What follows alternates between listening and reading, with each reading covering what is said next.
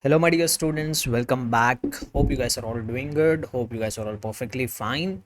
So, in this video, we are going to cover CA into auditing RTP for November 2023. This is going to be our main focus in this video. So without any delay further, let us try to quickly cover the content whatever has been given under RTP for November 2023 attempt. I know this video has been a bit late. I should have done it much earlier, but because of some reasons, I'm unable to do the recordings on time because of some issues. So now I will do it. Now I have thought. So we can do it now instead of not doing it. Even though it is late, it will be fair enough to do it at least now.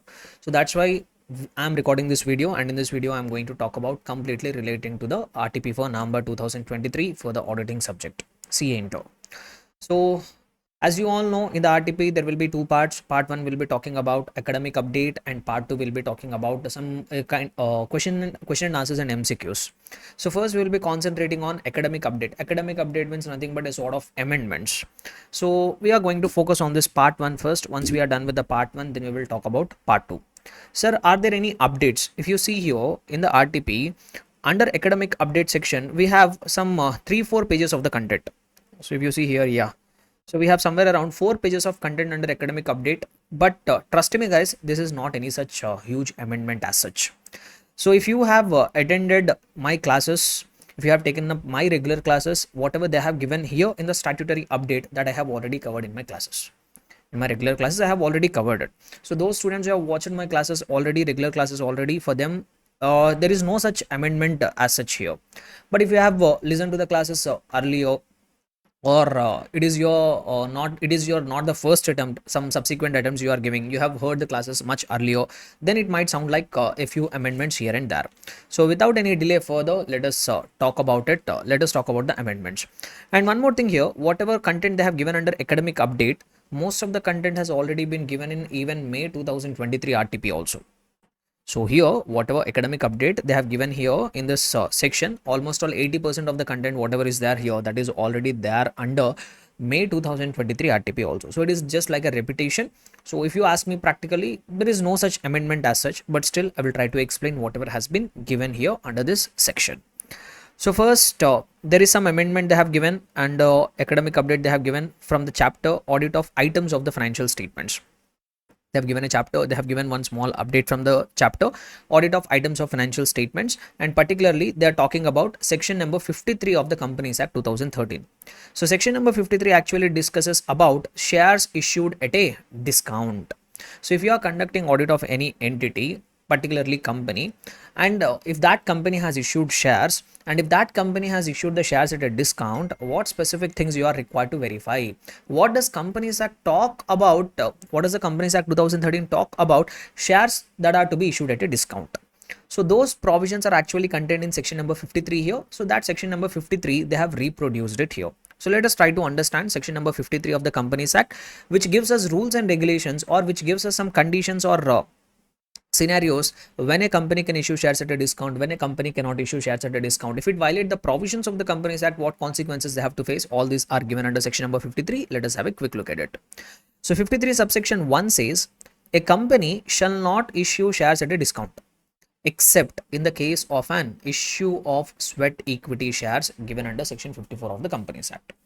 So 53 subsection 1 says that generally a company cannot issue its shares at a discount except in one case. In case of sweat equity shares, if the company wants to issue sweat equity shares to its employees or directors, in that case alone they can issue the shares at discount. In all other circumstances, the company is not permitted to issue the shares at a discount. That is what subsection 1 says. Very simple guys. What does subsection 1 say? A company shall not issue shares at a discount except in one case. What is that one case? If at all the company is issuing sweat equity shares to its employees and directors, in that circumstances they can issue the shares at discount. In all other circumstances, they can't issue shares at discount. It is not permitted. Any shares issued by the company at a discounted price shall be void. So, sir, some companies they are not issuing sweat equity shares, but in other circumstances, even though section 53 is saying you cannot issue shares at a discount, but still some company did not follow the section 53, sir, still they have issued the shares at a discount. Then what will happen? That issue will not have any validity. That issue will be completely treated as void. That issue will not be considered as valid. It will be completely void. So that is what subsection 2 says. Now, initially there used to be subsection 1 and subsection 2. So subsection used to say a company shall not issue shares at a discount except in the case of sweat equity shares. Subsection 2 says in case if any company issues shares at a discount, that will be void. Later, subsection 2A was introduced. Subsection 2A is trying to introduce a few more circumstances where the Companies Act has given permission to issue shares at a discount in few other circumstances also. Subsection 1 has given the permission to the company to issue shares at a discount in case of sweat equity shares. Now later, subsection 2A was added. This subsection 2A is adding few more circumstances in which a company can issue shares at a discount. What are that few more circumstances? Let us see. Notwithstanding anything contained in subsection 1 and 2, that means whatever given and whatever given under subsection 1 and 2, you ignore it. Notwithstanding anything contained in subsections 1 and 2, a company may issue shares at a discount to whom? To its creditors. When their debt is being converted into shares in pursuance of any statutory resolution plan or debt restructuring scheme in accordance with the guidelines or directions or regulations specified by RBI or Banking Regulation Act. I will tell you in a simple way what they are trying to say. So what actually they are trying to say here is, so let me, right. So I will try to explain what they are actually trying to say here. See, this is particularly common in the case of banks. This scenario they are particularly talking about banks. See, sometimes what will happen is, assume that there is some company X Limited, a financial institution. It is having some creditors. They owe some money to the creditors. They have so much of amount to be paid to some creditors. So one creditor is there, Y Limited. To that creditor, this company X Limited has to pay some 1 crore rupees of money. But this company's financial position is very bad. This company X Limited financial position is very bad. They are unable to settle to its creditors. Now, in these circumstances, what sometimes banks will do is, what sometimes RBI will do is, it will come out with a statutory resolution plan or debt restructuring scheme. Nothing but to save this financially weak companies, they come up with some schemes. So RBI came up with a scheme. They announced some restructuring plan, or they have announced some debt resolution plan, and they ordered that this company, instead of paying amount to these creditors, instead of paying cash to the creditors, as a settlement, they may issue shares. So they're required to pay 1 crore rupees of money, but they don't have that. They don't have currently such funds to pay the amount to the creditors. So that's why RBI has ordered them, okay, as a settlement to these creditors, you don't pay the cash, but instead what you do is you give your shares, you allot them the shares as a settlement to your creditors. So here the company, whatever shares they are issuing to its creditors as a settlement for their debt, in this particular scenario also shares can be issued at a discount. So this one circumstance is also added by introduction of subsection 2A, which permits the company to issue shares at a discount in this extra circumstance also. So if you give a collective reading of subsection 1 and subsection 2A of section number 53, subsection 1 allows the company to issue shares at a discount in the case of sweat equity shares. Subsection 2A allows the company to issue shares at a discount when the shares are getting issued to the creditors as a settlement of their debt, as part of some plans announced by RBI or Banking Regulation Act. So these two are the circumstances in which only the company is permitted to issue shares at a discount. In all other circumstances, they can't issue shares at a discount. If at all they are doing it, that issue will not be treated as valid. That will be completely void. Understood? Next. Then there is one more subsection. Subsection 3 is there. Sir, if some company fails to comply with these provisions, that means, sir, they are neither issuing sweat equity shares, they are neither issuing the shares as a settlement to the debtors, but still in other circumstances they have issued the shares at a discount, which is not permitted. That issue will be void. Not just the issue will be void, there are certain circumstances, there are certain consequences which company and every officer in default has to go through. So what consequences will be there if the company tries to violate the provisions of section number 53? That consequences, that punishments are actually mentioned under 53 subsection 3. So what do they say there? Where any company fails to comply with the provisions of this section. Which section? Section number 53. That means the company has issued the shares the company has issued the shares at a discount, even though it is not a sweat equity share, even though it is also not a debt resolution plan. So in case if the company fails to comply with the provisions of this section, then such company and every officer who is in default, they shall be liable to a penalty. If you have violated the provisions of section 53, company and also every officer whoever is in default, they should be liable for a penalty. And what is the amount of penalty, sir? Which may extend to an amount equal to amount raised through the issue of shares at a discount or 5 lakh rupees, whichever is less. That much amount of penalty they have to pay. What is the penalty, guys? Amount raised by way of issue of shares at a discount or 5 lakh rupees, whichever is less, that much amount of penalty they have to pay. Like for example, assume some company has raised 3 lakh rupees of money by way of issuing shares at a discount. So in violation of section number 53. So what is the penalty they have to pay? 3 lakh rupees or 5 lakh rupees, whichever is lower. Which is lower? 3 lakh rupees. They have to pay 3 lakh rupees of penalty.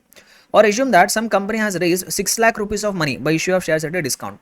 Then also they have to pay penalty 6 lakh rupees or 5 lakh rupees, whichever is lower. They have to pay a penalty of 5 lakh rupees. Okay, so this is one consequences. Not just that, the company shall also be liable to refund all monies received with the interest at the rate of 12% per annum from the date of issue of shares to the persons to whom such shares have been issued. Number one, the company will pay penalty to the government. In addition to that, whatever money they have raised by issue of shares at a discount, all that money should be refunded back to the respective people. Not just the money they have to refund, on that money whatever they have raised, they have to even give back interest also. You have to give back interest also at the rate of 12% per annum. That much amount of interest also you have to give back to the people whoever has issued, from whomever the money has been collected. Understood? So this is what section number 53 talks about, issue of shares at a discount, subsection 1, subsection 2, subsection 2a and subsection 3. All these three we have covered. Now as an auditor, what you need to check? As an auditor, while verifying share capital, what you need to check? So specifically you need to check whether there is any movement of share capital when compared with the opening balance and closing balance. Is there any increase in the share capital? That means there is a issue of shares happened. If issue of shares happened, then you need to verify, is it issue of shares at a discount or is it issue at face value or premium? So if at all, if the company has issued shares at a discount, then check whether the provisions of section number 53 have been complied with or not. That's what they say. The auditor should verify that the company has not issued any of its shares at a discount by reading what? Minutes of the meeting of its directors and also shareholders. How you will come to know whether the company has issued the shares at a discount or not? By reading the minutes of the meeting. Which meetings, sir? You can read the board of directors minutes and also you can read shareholders meeting related minutes also. And also the auditor should verify whether the company has issued any shares at a discount to its creditors when its debt is converted into shares in pursuance of any statutory resolution plan. Nothing but you should also verify they are giving reference to subsection 2a. So as an auditor, whenever you are verifying share capital, you should check even the provisions of section 2a has also been, subsection 2a has also been complied with or not. So nothing but when you are verifying share capital, you need to check whether the requirements of section number 53 have been completely complied with or not. That is what as an auditor you are supposed to check it. Understood everybody? Clear and comfortable? Now going ahead. So from company audit, some amendment they have given. From company audit they are giving us a few update here. See, this is not actual, this is in the study material, it will be as a part of company audit, but if you would have followed my material, that will be as a part of audit reporting.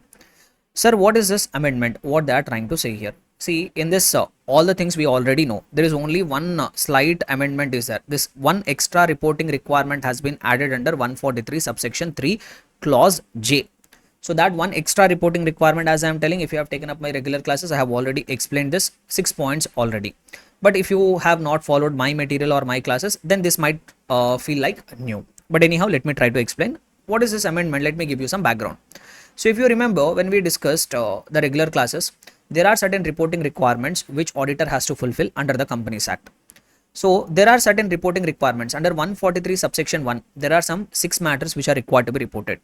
Under 143 subsection 3, I might, if you have listened to the old classes, it might be like you might have read under 143 subsections 3, there are 9 plus 5.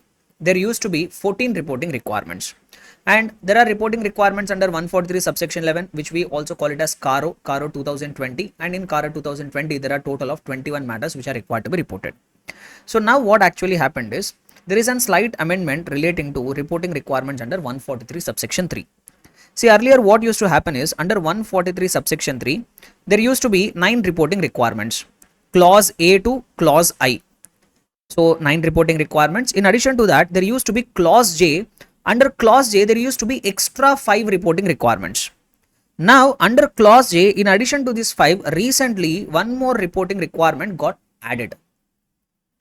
So under 143 subsection 3 clause J, earlier there used to be 5 matters which auditor is required to report. Now recently they have added one more matter which is required to be reported under 143 subsection 3 clause J. So what is that one extra matter which is required to be reported under 143 subsection 3 clause J? So here they have given entire reporting requirements under 143 subsection 3 clause J, like as you could see 1, 2, 3, 4, 5. All this we have covered in our regular classes only. Only amendment is sixth point. This one extra reporting requirement has been added under 143 subsection 3 clause J. Let us see what is that extra reporting requirement. Let me read it. Whether the company has used such accounting software for maintaining its books of account which has a feature of recording audit trail facility, and the same has been operated throughout the year for all the transactions recorded in the software, and the audit trail feature has not been tampered with, and the audit trail has been preserved by the company as per statutory requirements for record retention. Sir, what is this? Let me tell you. So as we all know, today the companies are maintaining books of accounts. Every company should maintain books of accounts or not? Yes, every company should maintain books of accounts. Traditionally, the companies used to maintain books of accounts manually. But today, as we know, because of increased adoption of technology, no one is using the manual accounts, especially company doesn't have any scope for maintaining the accounts in a manual way. So today, all the companies use some accounting softwares. Companies use some accounting software for the purpose of maintaining books of accounts. Now in the accounting software, all the journal entries, all the ledgers, a trial balance, everything will be stored in that accounting software. Now, what the Companies Act has told us, the companies, every company, whatever accounting software they are using for maintaining their books of accounts, in that accounting software, there should be a facility of recording audit trail also. Companies Act has put a requirement, whatever accounting software which companies are using for maintaining the books of accounts, that accounting software should have a feature, that accounting software should have a characteristic of even recording audit trail also. Now we need to understand what is audit trail. Audit trail means nothing but history of the transaction. History of the transaction. Take for example, in the accounting software, take for example, in the Tally accounting software, a sale entry was written. For example, Mr. A account debit to sales. This entry was recorded. Some 1 lakh rupees entry was recorded. Now, this entry will be there in the accounting software. In addition to that, the accounting software should also record information relating to when this entry was recorded, time of entry, who recorded this entry, that information also should be captured. Not just the entry in the books of accounts, it should also capture when at exactly what point of time entry was recorded and who recorded that entry, that information also should be captured. Later, at certain point of time, what actually happened is some accountant came and changed the amount. So he realized that actually the amount was 10 lakh rupees. By mistake, they have recorded it as 1 lakh rupees. So what he has done is, later the accountant realized the mistake. He came to the accounting software and changed the amount from 1 lakh to 10 lakh rupees. Entry was changed. Even the change also should be recorded. Now in the accounting software, it should record when this entry was changed. Assume that original entry was recorded on 1st of January. So it will say initial entry. It was recorded on 1st of January. Who recorded it? Mr. A. Later, this entry was rectified. When it was rectified, so entry was rectified. When it was rectified, on 5th of January, entry was rectified. Who rectified it? Mr. B rectified it. Who approved it? That also should be recorded. At a later point of time, the accountant realized that they have wrongly recorded in the wrong debtors account. Actually, the sale was made to Mr. B. The sale was made to Mr. B, not Mr. A. So what the accountant has done is he came here and changed the entry once again. Now what the accounting software should do is this background also they have to record. So in the accounting software, it has to record one more rectification happened. When it happened on 10th of January, it happened. Who rectified it? Some another person, Mr. B only rectified it. Later, after certain point of time, the accountant deleted this entry from the books of accounts. Now the accounting software should even record deletion of this entry, at what time it was deleted and who deleted it. So nothing but audit trail, whatever you are able to see here, whatever you are seeing it here, this is nothing but audit trail. Nothing but history of the transaction. When the transaction was taken place, who has recorded the transaction, are there any changes happened? If yes, when the changes are happened, what changes happened, who made the changes, if any transaction is deleted, when it is deleted, who deleted it. So like this entire history of the transaction, we are going to call it as audit trail. Entire history of transactions, we are going to call it as what? Audit trail. So Companies Act has made it mandatory that today companies, if they have accounting software, that alone will not be enough. That accounting software must have a facility of audit trail. They must compulsorily have a facility of audit trail. Just recording the journal entries, ledgers, trial balance alone will not be enough. The accounting software should also record this background of the transaction, history of the transaction also, which we call it as audit trail. This Companies Act has made it mandatory on each and every company. Now they have put a reporting requirement on the auditor. Now the auditor should verify and give a comment in his audit report. Whatever company he is doing the audit, he needs to verify what accounting software that client is using, and in that accounting software whether there is a facility of audit trail is there or not, that he has to verify and give a comment. So that is what the extra reporting requirement added on auditor. Guys, able to understand what I am trying to say? So auditor should verify whatever client's company is doing the audit, whether that company is using such an accounting software which is having the facility to record audit trail facility also. Not just that, there's a few more things also. So what is the reporting requirement? Whether the company has used such accounting software for maintaining its books of accounts, which has a feature of recording audit trail facility, and the same has been operated throughout the year. See, this history of transaction, this audit trail should not be just there for one transaction. This audit trail should be recorded throughout the year. Throughout the year, whatever transactions are recorded in the accounting software, for each and every transaction, audit trail should have been there. That auditor needs to verify and give a comment. And also, this facility has been operated throughout the year for all the transactions in the software, and audit trail feature has not been tampered, has not been changed. See, whatever this information that has been stored, whatever audit trail is there, this should not be tampered, this should not be deleted, this should not be adjusted, this should be kept as it is. It should not be tampered with. To understand, so whatever audit trail that has been recorded in the audit software, can anybody go and change that audit software audit trail? No, that audit trail should not be tampered with. And also audit trail has been preserved. Sir, they store as per the Companies Act, the companies will maintain their books of accounts and their financial statements for 8 years. In addition to the books of accounts and financial statements, even this audit trail also should be preserved as per the statutory requirements for record retention. Able to understand? So sixth reporting requirement under 143 subsection 3 clause J says, as an auditor, you need to check whether your client is using such an accounting software which has the feature of recording audit trail, and this audit trail should be operated throughout the financial year for all the transaction. This audit trail should not be tampered with, and this audit trail should also be preserved as per the requirements of the Companies Act along with the books of accounts. Understood? So this is one extra reporting requirement which has been added. Clear, everybody? So this is what one slight amendment given in 143 subsection 3. But once again, as I'm telling you, if you have watched my regular classes, as I have covered in the regular classes itself, so it might not sound like a amendment for you. Next one. Punishment for non-compliance. Similarly, they have added one more thing here, section 147 extract they have given, nothing but.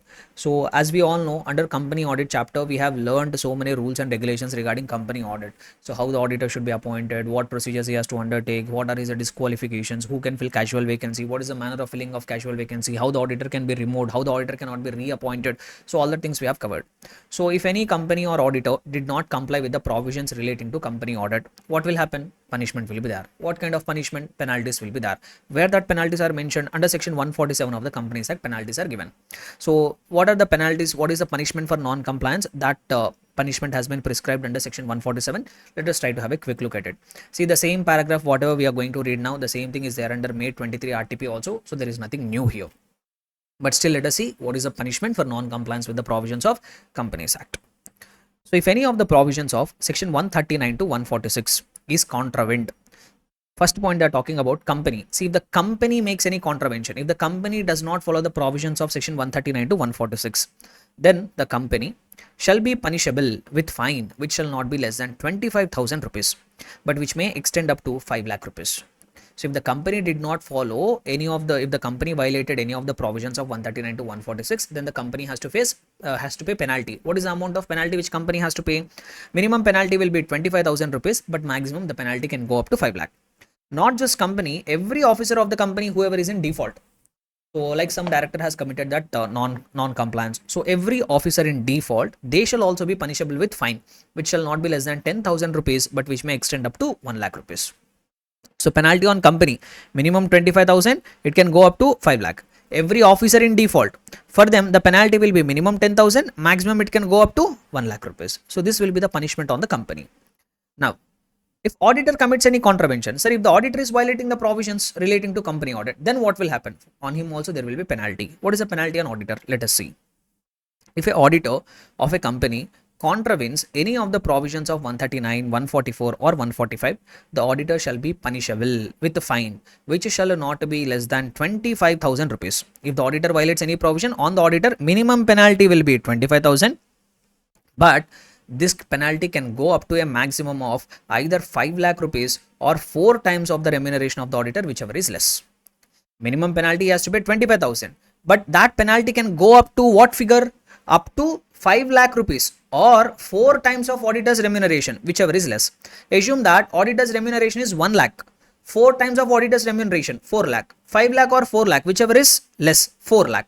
So the maximum penalty can go up to 4 lakh rupees. Minimum penalty will be 25,000. If who commits violation? If auditor violates any of the provisions of the company audit. Sir, and however, it may be noted that if an auditor has contravened such provisions knowingly, willfully, with the intention to deceive the company or any of its stakeholders. See, if by mistake auditor has violated, then the penalty will be 25,000. Maximum it can go up to 5 lakhs or 4 times of auditor's remuneration.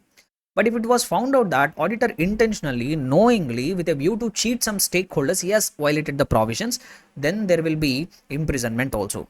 In that case, he will be punishable with imprisonment up to 1 year. If by mistake it has happened, no imprisonment, only penalty. If you are doing it intentionally, then you may face imprisonment up to 1 year. And in this case, higher penalty will be there, and the fine which shall not be less than 50,000 rupees, which may extend up to 25 lakh rupees or 8 times of remuneration.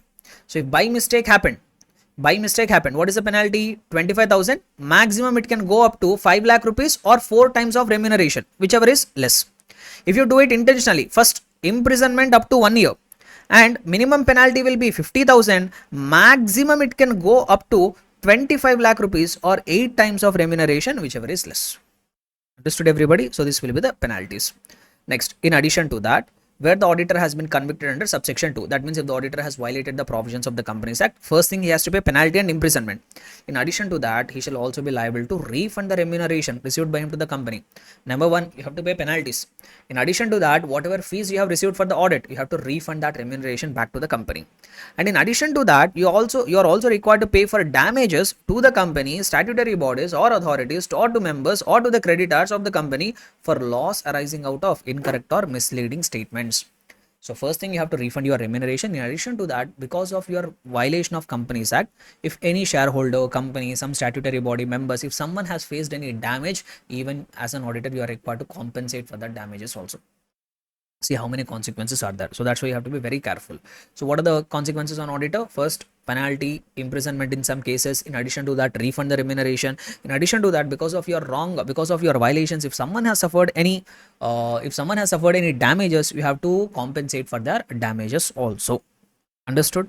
And for the purpose of collection of damages, what government can do is, the central government may appoint, may specify any statutory body or authority ensuring prompt payment of damages to the company or the persons made thereunder. Nothing but what this point try to say is, so as I have told, you are required to pay the damages, no?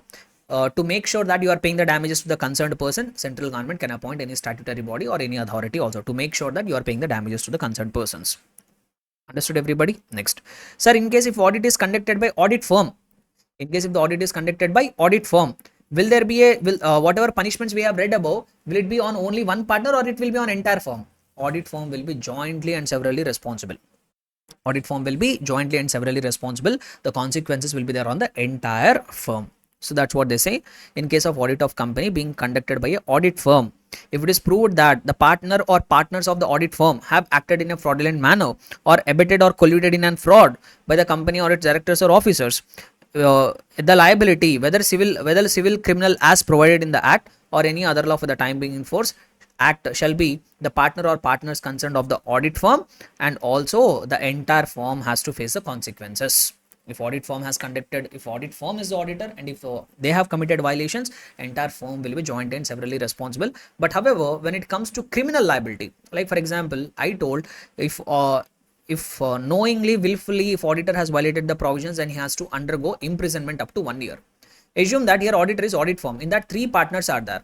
Sir, will all the three partners will go and sit in jail for 1 year? No. It is a criminal liability. In this case, what will happen is, in this particular imprisonment, whoever has acted in a fraudulent manner. For example, out of these three partners, only one partner has acted as an engagement partner, and this partner, without the knowledge of the other two partners, he committed the fraud. Then what can happen is, only this person will go and sit in the jail. So when it comes to criminal liability, the liability will be there only on concerned partner. But when it comes to fines and penalties, the penalty will be there on the entire audit firm. Understood? So this is what regarding the penalties which will be there on the auditor as per section 147 in case of violation of the provisions of the Companies Act. Hope you guys are able to understand it. Understood everybody? Clear and comfortable? So now we have one more last thing left under statutory update. So there is one question which has been given here in the statutory update section. Very simple, guys. See, if you remember, section 140 subsection 2 talks about, in case if the auditor wants to resign from the company, there are certain formalities which is required to fulfill. He is required to submit one form called form number ADT3 within 30 days of resignation.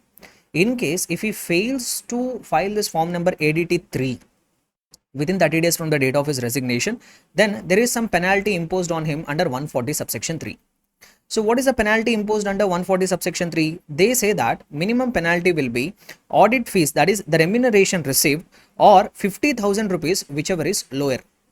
In case auditor fails to comply with the requirements of 140 subsection 2. And what does 140 subsection 2 say? In case you are an auditor, you are resigning from the company, you are required to submit form number ADT3 within 30 days. In case if you fail to do it, then you are required to pay penalty. What is the minimum penalty? 50,000 rupees or auditor's remuneration, whichever is less. And for every day of continuing default, for every 1 day of continuing default, rupees 100 will be added, but the maximum penalty can go up to 2 lakh rupees.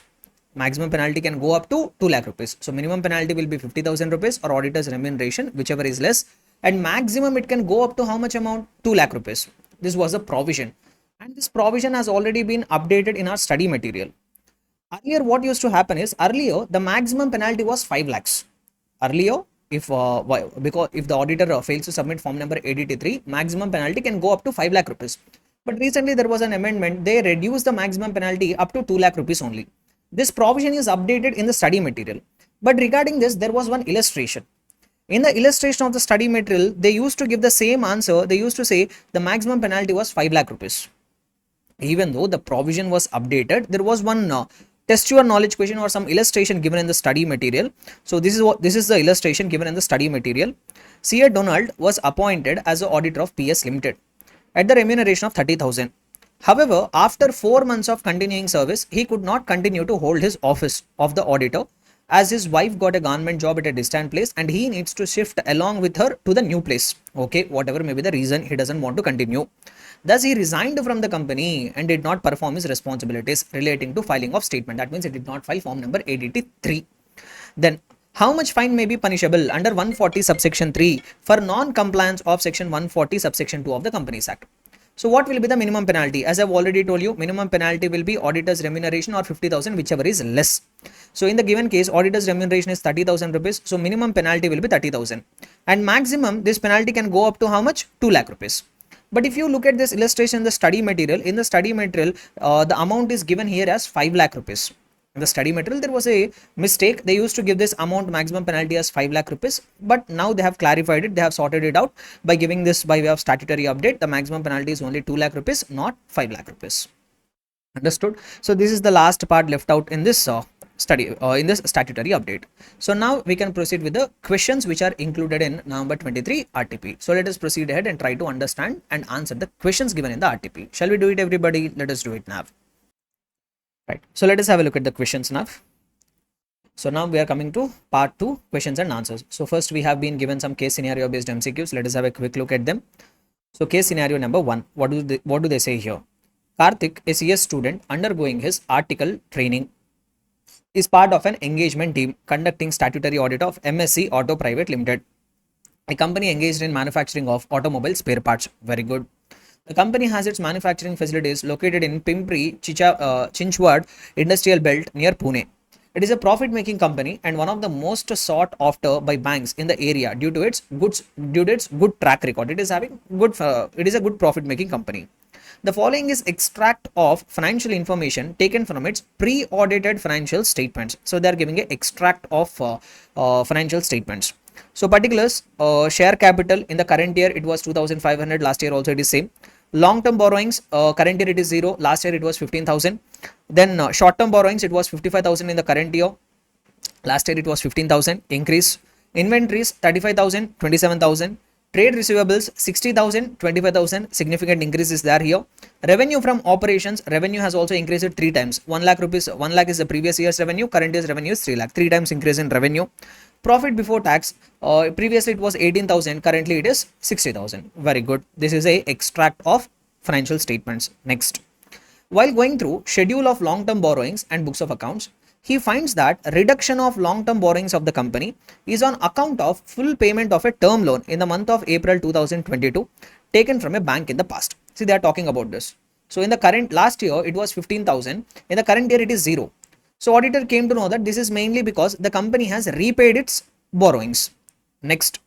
However, he finds that charge in respect of above term loans in favor of banks is still subsisting on the MCA portal beyond statutory period due to non-registration of charge satisfaction. That means when the company has taken this loan from the banker, they have given some asset as a security. They have created a charge. Now, when they have repaid the loan, what they should have done? They should have released this charge. See, when you are taking the loan, you have given asset as a security, you have created a charge, now you have repaid it. It is the responsibility of the company to release that asset from the charge. But what is happening here is, even though the loan has been repaid, still in the MCA website, it is the asset is still kept under charge only. That means they did not get that discharge certificate from the bank. Okay, next one. Sorry guys, next one. He has read about assertions pertaining to balance sheet and income statement.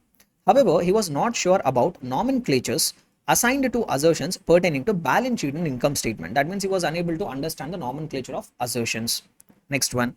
The team has also attended physical inventory count of the company as at the year end in accordance with SA 501. Even they have attended the physical inventory counting also. That means they have fulfilled the requirements of SA 501 also. Besides, company's trade receivables have increased from 25,000 to 60,000. Obviously, if you see here, last year it was 25,000, current year it was 60,000 rupees. Next, his understanding, auditor's understanding is that increase in the company's trade receivable as compared to last year signifies that longer term taken by the company's customers to make their payments. So, article assistant understood that when compared with the last year, current year trade receivables have gone up. So that article assistant is understanding that this increase in the trade receivables happened because the company is making delay in collecting the amount from the debtors. Do you agree with that? Here there is an increase in the trade receivables and one of the article assistant understood that trade receivables have increased because the company did not collect the trade receivables on time. That's why it has increased. Do you think so? No. Why? Because if you observe the financial statements here carefully, here revenue has gone up. Revenue has almost increased by 3 times. So when the revenue is increased by 3 times, it is quite common that trade receivables also will get increased. No. So here the increase in trade receivables is not because of the company not collecting the money from the debtors on time. It is because the company has increased in the sales. That's why trade receivables has increased. So whatever understanding here article assistant is having, that understanding is not correct. Why? Because trade receivables increased because of increase in revenue, not because of delay in collection of money from the debtors. Considering substantial rise in revenue from operations of the company in the year under audit, team wants to ensure that revenues of the company are not overstated. Since revenue has increased drastically, the audit team wants to make sure that there is no overstatement of revenue. All the revenue is genuine. So based on the above, they are asking us some questions. Let us try to answer them. Keeping in view description regarding full payment of term loan in April 2022 taken from a bank in the past and non-registration of satisfaction of charge. Which of the following statements is correct? See, as we have seen from the facts, the company has repaid its long-term borrowings, but they did not release the assets from the charge. Next, regarding this, they are asking us to find out what is the correct statement. The above fact may be disclosed by the company's management in its financial statements at its discretion along with reasons. Do you think that non-discharge of that particular asset Is it requiring compulsory disclosure or it is at the choice of the management? Guys, it is a very important item. You have to disclose it. Management should compulsorily disclose it. It is not some insignificant item where management can take a decision whether it is not up to the choice of the management whether they want to disclose it or don't want to disclose it. However, it is a compulsion. But this option says that may be disclosed. That means that a link, it is an option of the management whether to disclose it or not to disclose it. Do you think it is correct? No, it is not correct. This statement is not correct. Next one. The above fact, along with reasons, is required to be disclosed by the company in its financial statements. Very good. They're required to disclose in accordance with requirements of standards on auditing. No, guys. See, what disclosures are required to be included in the financial statements, that will be decided as per applicable financial reporting framework, not as per standards on auditing. Standards on auditing are the guidance to the auditor, not in the preparation of financial statements for the management. So, yes, the above fact is required to be disclosed by the company, not as per standards on auditing, but as per applicable financial reporting framework, that is Schedule 3 and accounting standards. So, this statement is also wrong. Next one. The above fact, along with reasons, is required to be disclosed by the company in its financial statements in accordance with requirements of Schedule 3 of the Companies Act. Yes, this is the correct option. This is the correct option. Next one. The above fact is not required to be disclosed. This is obviously wrong statement. It is a very significant item. It requires disclosure in the financial statement. So, which statement is correct? C is correct. Next one. The company's short-term borrowings have increased during the year 2022 to 23 as compared to last year. One of the following assertion is not relevant to verification of short-term borrowings. Which one would you suggest? Which odd one you would suggest to Karthik in this regard? Nothing but for borrowings, there is one there is one irrelevant assertion here. We have to find it out.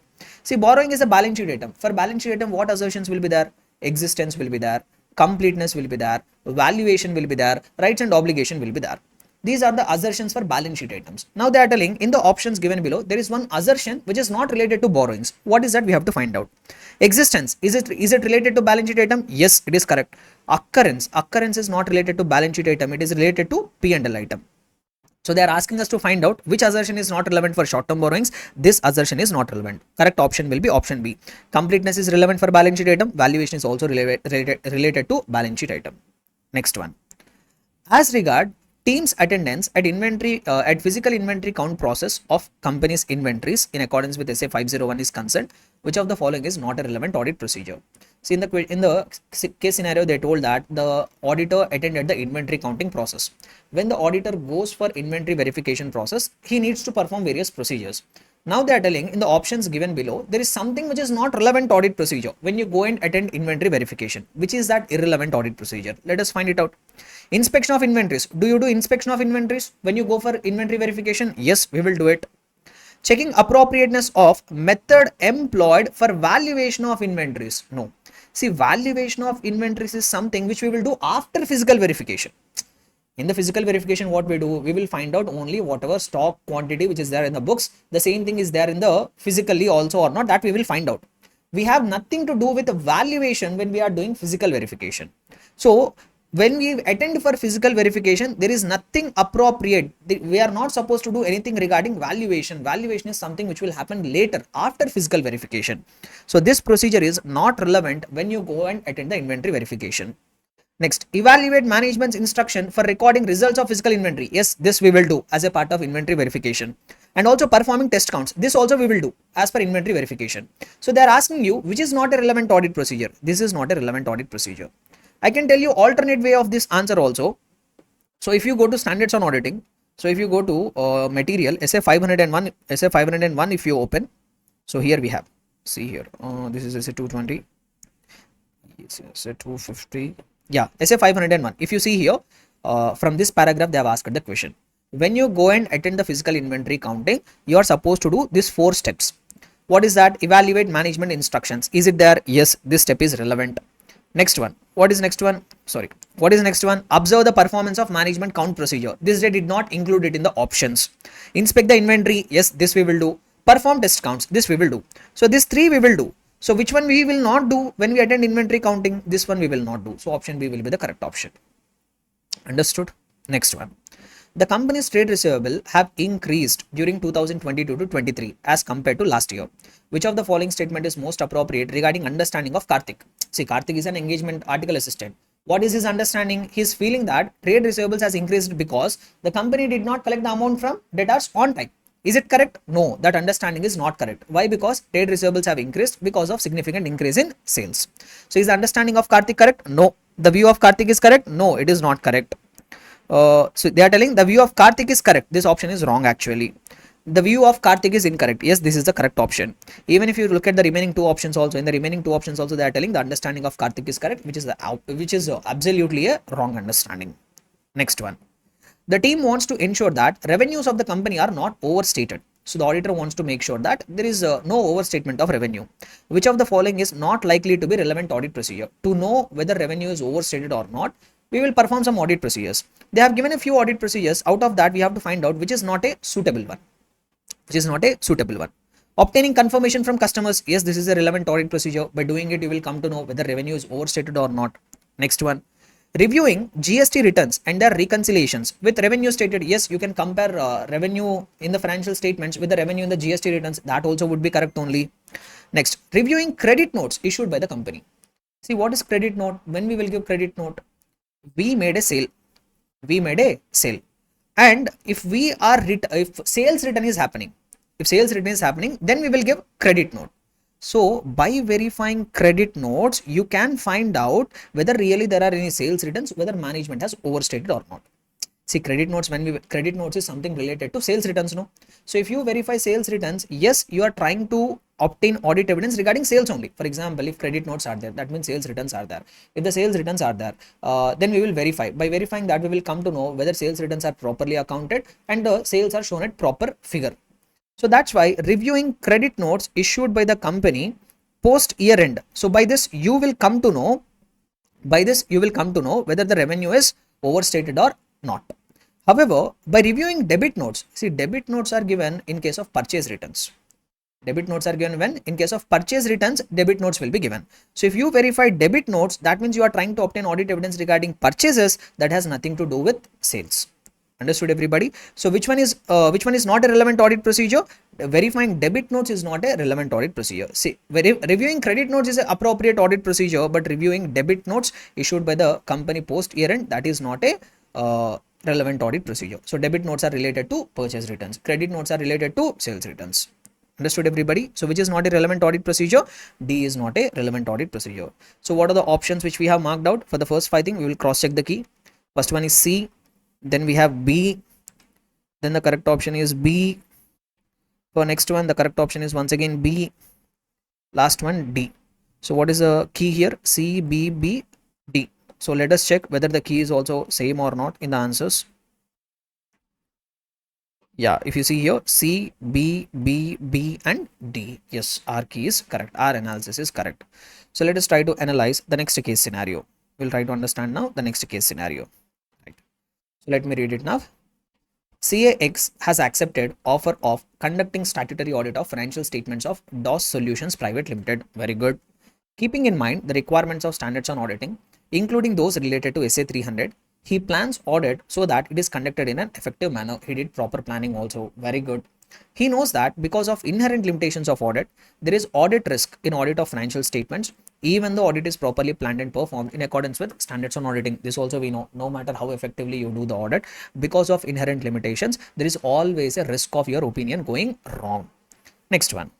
Considering nature of operations of the company, he has decided to use audit sampling in performing audit procedures. He decided to go for audit sampling. Very good. The various areas of his testing include testing controls over revenues, expenditure, assets and liabilities. He want to verify internal controls. Besides that, he's also decided to perform test of details also. He want to do test of controls also. He want to do test of details also. Good. While verifying test of control over purchases or purchase orders placed by the company based on selected audit samples, that means he's on the basis of sample, he's verifying controls operating over purchase orders. He has erroneously concluded that standard operating procedures for placing purchase orders are not being followed strictly and hence they are less effective. See, you have to understand this statement in a detailed manner. You have to pay very much attention.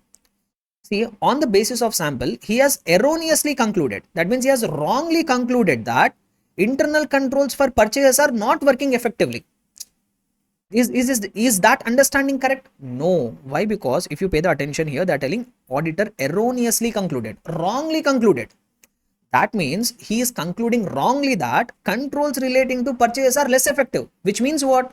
Controls are actually operating effectively, but because of sample, he has made a wrong conclusion that controls are not working effectively. Controls are not working effectively. Sampling risk. This concept is relating to sampling risk. If you remember, sampling risk will have an impact on test of controls also. Sampling risk will have an impact on test of details also. In case of test of controls, risk of over reliance, risk of under reliance. See, this is where risk of under reliance comes into picture. That means controls are actually working effectively. But because of sample, you are wrongly concluding that controls are not at all effective. Controls are not at all effective. You are wrongly concluding, but in fact, controls are working effectively there. So this is risk of under reliance. You can refer to sampling risk concept in the sampling audit sampling chapter. Next one. Anyhow, I have made one dedicated video explaining sampling risk. Also, I have posted a video on my YouTube channel itself explaining about sampling risk in a detailed manner. That also you can refer here. Next one. Further, while testing controls over wage payments, okay, guys, understood this paragraph? So auditor has wrongly concluded internal controls over purchases are not working effectively. That means actually they are working effectively, but auditor wrongly concluded. Next one. Further, while testing controls over wage payments, he has tested 20 sample wage sheets of different sections of the company and finds that one wage sheet has not been signed by authorized officer of the company. So he has taken 20 samples. In that he found that one statement was not authorized. That means actual deviation. Actually, he found one deviation. He selected 20 sample wage sheets, but out of that, he found that one wage sheet has not been signed by authorized officer. That means actually he found only one deviation. The rate of deviation earlier set by him at 30%, 3%. That means auditor's estimated deviation or tolerable deviation is 3%. But actually what happened? In 20, only one deviation is there. So actual deviation is 1 out of 21. You can calculate the percentage, but auditor is willing to tolerate 3%. Next one. During the course of designing procedures for selecting samples for verification of trade receivables, he has decided to divide trade receivables into groups like balances in excess of 10 lakhs, balances in range of 7,50,000 to 10 lakh, and also 5 lakhs to 7,50,000, 2 lakh 50 to 5 lakh, and less than 2 lakh 50,000. Nothing but he divided the entire population of trade receivables into subpopulation on the basis of value. That means what he is doing? The process of dividing entire population into subpopulation. What do we call it? Stratification. Stratified random sampling he is using. Next one. Next one. Some of the trade payables of the company were outstanding since long. He has decided to merely verify arithmetical accuracy of aging schedule and his reconciliation with books of accounts. See, some trade receivables were outstanding for long period of time. There he should perform more in-depth audit procedures, no? But instead of that, what he is doing? He is only verifying arithmetical accuracy. Next one. Therefore, since the trade payables are outstanding for a long period of time, checking arithmetical accuracy alone will not be enough. Let us come to the next paragraph. Therefore, nature of audit procedure, nature of financial reporting itself, and need for audit to be conducted within a reasonable period of time at a reasonable period of cost all lead to inherent limitations of audit. This statement we already know. They are talking about inherent limitations. One of the inherent limitation, you have to complete the audit within a reasonable time. You have to complete the audit within a reasonable cost. That's why we do sampling. So when we do sampling, there is always a risk of your opinion going wrong. So this is obviously one of the inherent limitation. Okay, so all these facts they have given. Now let us try to have a look at the questions. The auditor has erroneously concluded that standard operating procedures for placing purchase orders are not being followed strictly and controls are less effective. This point we have already understood, no? So auditor has wrongly concluded that controls are less effective than they actually are. Which of the following statements is likely to be true in this regard? See, for this, we will try to understand the background. Okay, let me put it this way. See, auditor first will perform compliance procedures. If he performs compliance procedures and concluded that controls are effective, then he will perform less substantive audit procedures. Yes or no? However, he performed compliance procedures and came to know that internal controls are not effective. Internal controls are not effective. What he will do? He will try to perform more substantive audit procedures. In the given case, what happened? Auditor performed compliance procedures and on the basis of sample, and he concluded that controls are not effective. So what he will do? He will perform more substantive audit procedures. But auditor has wrongly concluded no, which means in this area, controls are actually effective. He should have performed less substantive audit procedures, but unnecessarily he is performing more substantive audit procedures. See, by performing more substantive audit procedures, you are doing the work effectively. Your work will be perfect, but you are unnecessarily taking more time. That means your efficiency will be less. You will take unnecessarily more time for doing audit. That means efficiency is getting impacted. See, you need to understand the basic difference between the term efficient and effective. Efficient means if you are able to do the work in less time, lesser the time you take for the task, the more efficient you become. Effective means what? Doing the work in a perfect manner. Both are different. Slight difference is there. If you do the work in less amount of time, that is efficient. If you are doing the work perfectly, that is effective. See, as an auditor, because of your wrong conclusion, you are performing more substantive audit procedures. That means you are doing the work more effectively, but you are unnecessarily wasting your time now. That means your efficiency will be less. That means you will take more time unnecessarily, but you will do the work perfectly. See, when you do the work more perfectly, there will be no impact on opinion. You will ultimately give correct opinion only. But what is the most important drawback here is when less substantive audit procedures are appropriate, you are performing more substantive audit procedures and you are unnecessarily wasting your time. Your opinion will be perfect, your work will be good, but unnecessarily you will be wasting your time because of this. Now let us see which of the following statement is likely to be true in this regard. It is a sampling risk. It might lead to auditor expressing inappropriate opinion. No, here auditor will give correct opinion. More appropriate he will give. But what is the problem? Unnecessarily lot of time he is taking. It is a sampling risk and affects audit effectiveness. No, I told you, work will be very effective. Effectiveness will not be affected. But what will be affected? It will affect the audit efficiency. That means you will unnecessarily take more time. That means what is getting impacted? Efficiency is getting impacted, not effectiveness. Work will be effective, but efficiency will be impacted. It is a control risk and affects audit effectiveness. It has nothing to do with the control risk and all. They are all talking about sampling risk. So what is the correct option? C is the correct option. Next one. The auditor has tested 20 sample wage sheets in different sections of the company and finds that one wage sheet has not been signed by authorized officer. It refers to what? Actual rate of deviation. You verified 20 samples, in that you found one deviation. That is actual deviation. Next one. Which method of selecting samples for verification of trade receivables has been planned? As I have told you, in case of trade receivables, he divided the entire population into subpopulation. From each of the subpopulation, he has selected the sample. This entire process, what do we call it? Stratified random sampling, we call it. So what is the procedure he has used? Stratified sampling. Next one. The auditor has decided to merely verify arithmetical accuracy and reconciliation of aging schedule related to trade payables. The use of the audit procedures can lead to non-sampling risk. What is that risk? Non-sampling risk. Why non-sampling risk? Why? Because you are not selecting sample.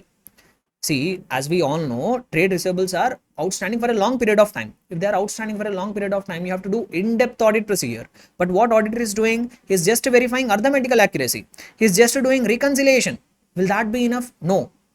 That means his opinion will go wrong. Is it because of sampling? No. It is because auditor is performing inappropriate audit procedure. Here, risk will be there. Trade payables are outstanding for a long period of time. You need to do in-depth audit procedure. But instead of that, you are verifying only arithmetical accuracy. Here, your opinion is having a chance of going wrong, but it is not because of sampling, but because of performing inappropriate audit procedure. So, if your opinion is having a chance to go wrong because of you performing inappropriate audit procedures, that will be a non-sampling risk. It has nothing to do with the sample, so it is not a sampling risk. Sampling risk means what? The risk arising because of selecting a wrong sample. Here we have the risk, but it has nothing to do with the sampling. It is non-sampling risk. Inherent risk is completely different. Absence of internal controls, we call it as inherent risk. Control risk, failure of internal controls. These two are not related to the given question. So in the given case, it is what? Non-sampling risk. One more last question from this. Keeping in view inherent limitations of audit of financial statements, which of the following statement is likely to be more appropriate? So keeping in mind the inherent limitations, I have given a few statements. Out of that, we have to choose the correct statement. What are they? Due to inherent limitations of audit, auditor obtains conclusive evidence. No, auditor can never obtain conclusive evidence. He can only obtain persuasive evidence. So this statement is incorrect. Due to inherent limitations of audit, the auditor can be satisfied with less than persuasive. No, in all the circumstances, it is a responsibility of the auditor to obtain persuasive evidence. He can't satisfy himself with less than persuasive evidence. So this statement is also wrong. Due to inherent limitations of audit, subsequent discovery of material misstatement in the financial statements after audit, which was conducted in accordance with standards, does not indicate a failure of audit. Yes, this statement is correct, which means no matter how effectively you do the audit, but because of inherent limitations, even though there is a misstatement which you did not find out, we can't say auditor has failed. Auditor has done the work effectively, but still in some cases, some misstatements might go beyond his notice. For that, you can't blame the auditor. That is what one of the consequences of inherent limitations. Yes, this statement is true. So due to inherent limitations, even if there is any subsequent discovery of misstatement, that will not indicate that auditor has failed. Why? Because sometimes auditor will do all his responsibilities, but still some misstatements might go beyond his notice. That is not a failure of the auditor. Those are inherent limitations. So this statement is correct. Due to inherent limitations, auditor can skip difficult, time-consuming, costly procedure. Do you agree with that? No. Why? Because the difficulty of time and cost cannot be used as a reason for avoiding audit procedure. So this statement is also incorrect. So what is the correct option? C is the correct option. So what is the key here? If I make a note, C, then we have D, then once again D we have, then we have B, C, D, D, B, and C. Okay, let us cross check the key. C, D, D, and B, C. C, D, D, and B, C. Yes, C, D, D, and B, C. Very good, correct. So now let us have a look at MCQs. General MCQs, we will have a quick look at them. So general MCQs, Mr. A, auditor, Mr. B, finance manager of XYZ Private Limited are friends.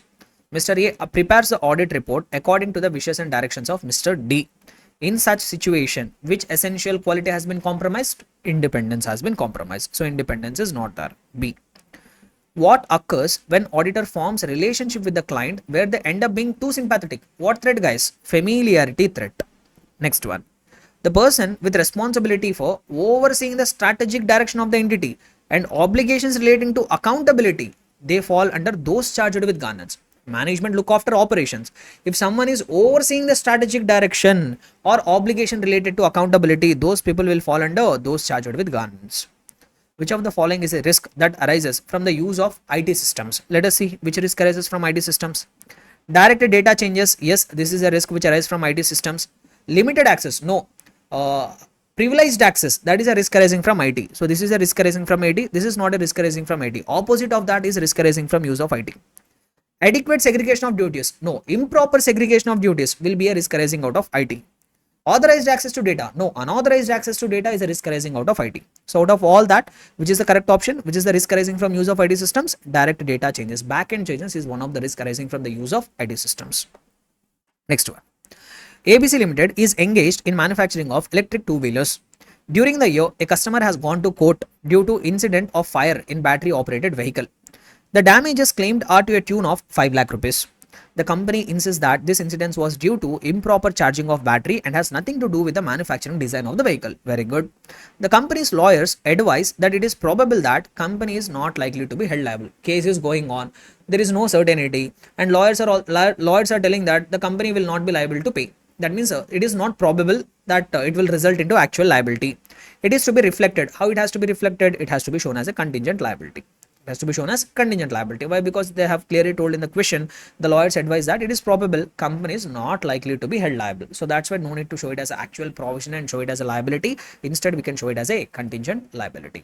Understood, everybody? So this is what regarding general MCQs. So I think answers will be correct only. Why? Because these are very basic and general questions. Understood till here? So now let us talk about descriptive questions. First, we will try to answer true or false kind of statements. Let us have a quick look at it.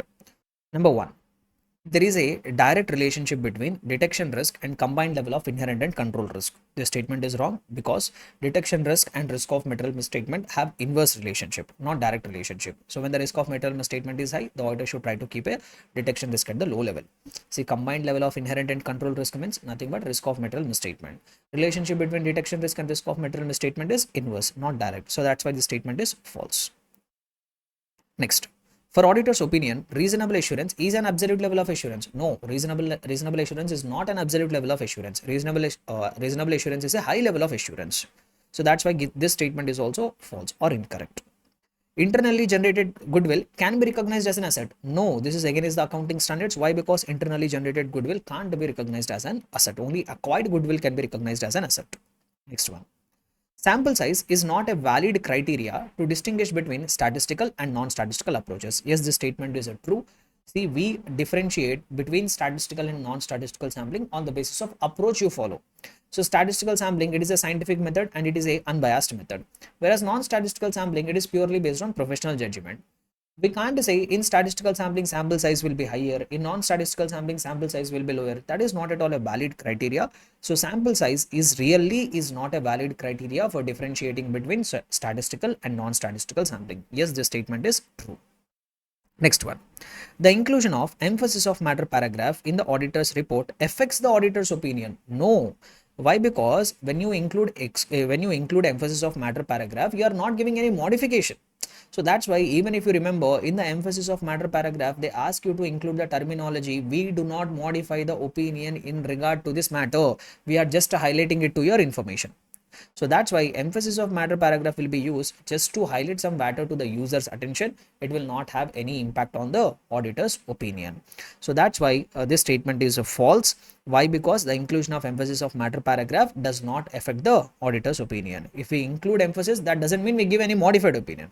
So just we are trying to highlight the auditor's attention to the given matter. So that's why the given statement is false. It does not affect.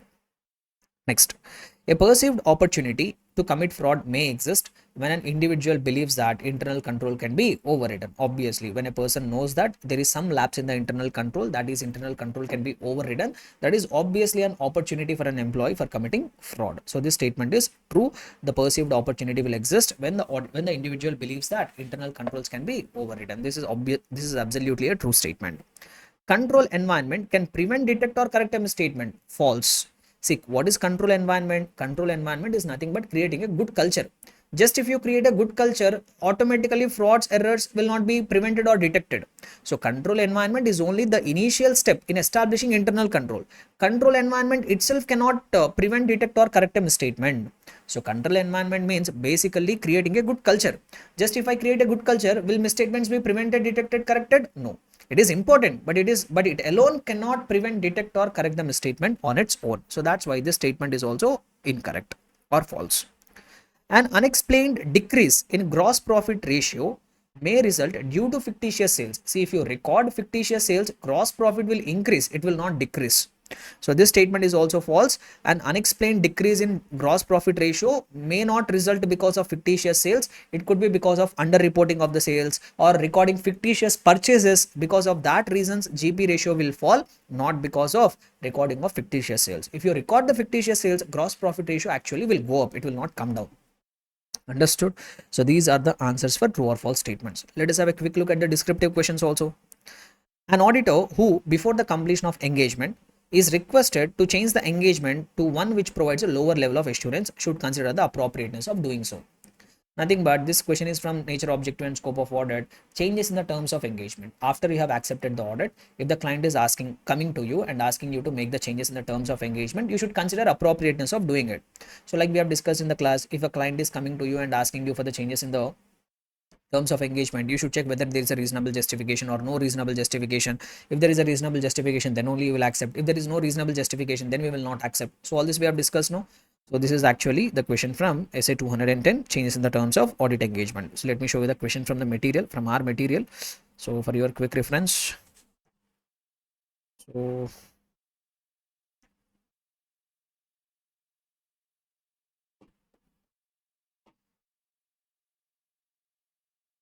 this one. This is what the question they're talking about. So this answer you are required to write here. So even I have added it in the test your knowledge questions also. See, if you want, you can see here in the test your knowledge questions, I have already added it. Same question, whatever I have added it here in my material, same question has been tested in the RTP. Next one.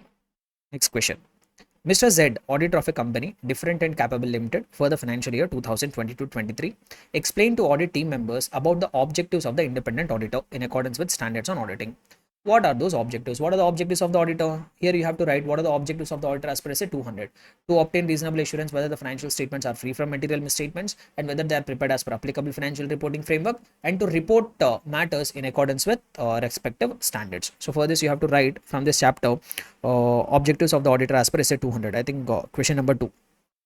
So if I am not wrong, question number 2. So that answer you have to write here. See this question. So what are the objectives of the auditor as per essay 200? This is what you are supposed to present there.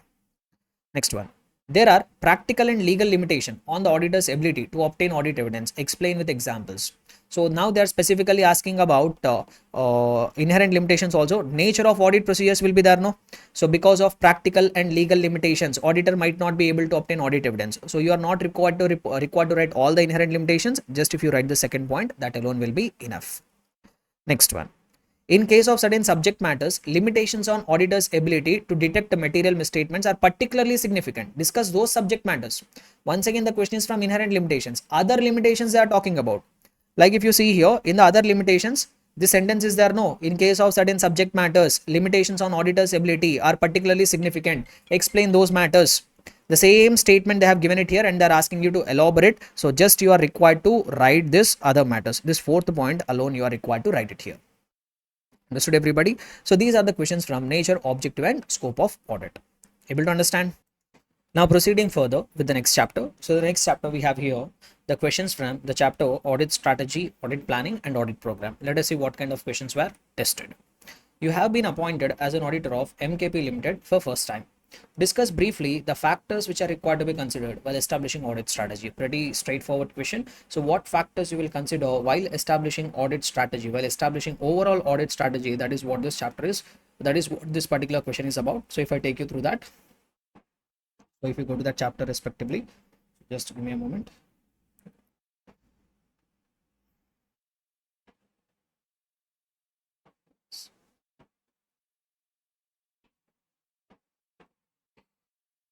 Yeah, see here.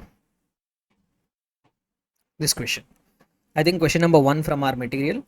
So what factors are required to be considered in establishing overall audit strategy? The factors which you have to consider, like identify the characteristics of the engagement and also identify the reporting objectives, factors that in the auditor's professional judgment are significant, consider the results of preliminary engagement activities and also the knowledge gained on other audit engagements. So all these factors you have to consider in establishing overall audit strategy. So these points you are required to write here in the examination in case if they ask you this particular question. Now coming to the next question, the audit plan includes, so if we read it, the audit plan includes nature, timing and extent of audit procedures to be performed by engagement team. Explain.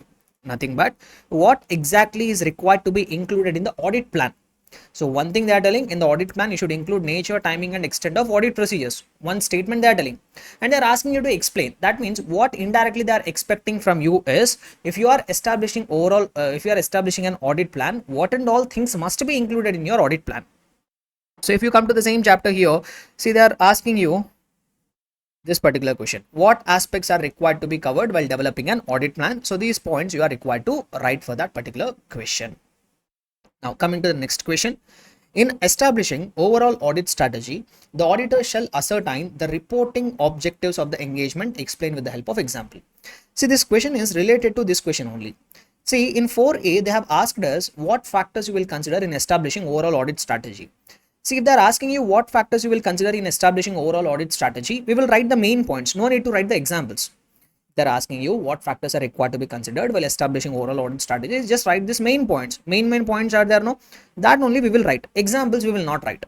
Now, the question which I have just read now, what they're asking you is, one of the factor which you will consider is reporting objectives. They're asking you to write examples. What exactly do you mean by understanding reporting objectives? So if you come to the material here, so if you see here, the second factor which you will consider, ascertain the reporting objectives is there, no? Here there are examples, no? So only this particular question they're asking, only second point they're asking.